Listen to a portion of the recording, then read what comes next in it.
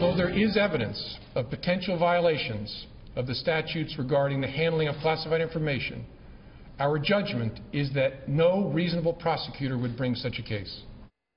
All right, that was then FBI Director James Comey. That was back in 2016, announcing that the Bureau would not recommend charges for Hillary Clinton, a decision that is now under new scrutiny tonight after 2 U.S. senators have revealed that Comey drafted a statement clearing Clinton well before the investigation was over. Joining us now on the phone, retired Assistant FBI Director for the New York Field Office, James Kallstrom, and the Chief Counsel for the American Center for Law and Justice and President Trump's attorney, Jay Sekulow. Mr. Kallstrom, let me start with you. If you haven't concluded the investigation, how is it possible, and you haven't even interviewed the person involved, how do you start drafting what Comey was drafting, which is her exoneration? Well, it was clear to me, but I think it's clear to everyone now that basically he's been carrying water, you know, for the Clinton folks, Obama, everybody. The whole thing was a farce.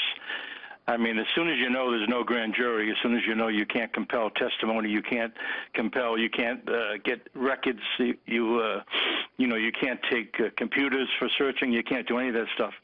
It's a farce. The whole thing was a farce from the beginning. FBI agents don't like to be part of farces. Yeah, Jay Sekulow, let me ask from your standpoint, because I think this is so important, especially in light of the special counsel, which was James Comey's goal after he leaked information to the New York Times, which in itself may have been illegal in terms of the Records Act and other issues he's involved in, but 33,000 deleted subpoenaed emails, acid wash, bleach pit, destruction of information on BlackBerries and iPhones. Why do I think that I'd be calling you if I did any one of these things? Because I'd be in jail for obstructing justice and violating the law. Yeah, well, because James Comey had a predetermined outcome of where this was going. He said that in the information that Senators Grassley and Senator Graham said very clearly, that the information, they were already writing up their exoneration, their declination letter, as it's called, regarding criminality. This was before 16 witnesses are interviewed and before the target of the matter, as James Comey was told to call it, was even interviewed. So what James said was right. This was a faux investigation from the start. And the problem is, it's really been a fraud on the American people here. This whole scenario of James Comey's actions and his statements before Congress were not only incorrect as a matter of fact, but I think puts him in serious legal jeopardy. Does this now, Jay, open up the possibility that the Attorney General should now get to the truth, considering I think this reveals more than anything else that the fix was in for Hillary, and James Comey was involved in it? Look, I think James Comey needs to be the subject of what's an investigation as to what's going on here. I mean, look at the evidence.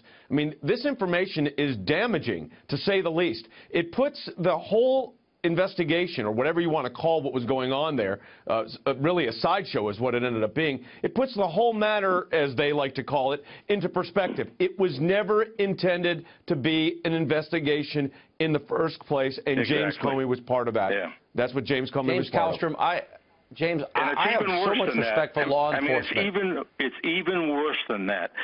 You know, Comey, you know, this whole business of this so-called phony Russian investigation, you know, that's all to sidetrack the president, so he can't have his appointments. He can't deal with anything else. It's all Comey, you know, playing Act Two of a farce, basically. Last quick question.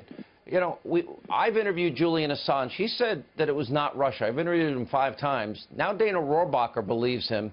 Does Robert Mueller, James Kallstrom, in your opinion, have an obligation to talk to the one guy on this earth that would know for sure if the DNC emails didn't come from Russia? Mueller should never be the special counsel. He's got a conflict of interest a mile wide. He and Comey are buddies.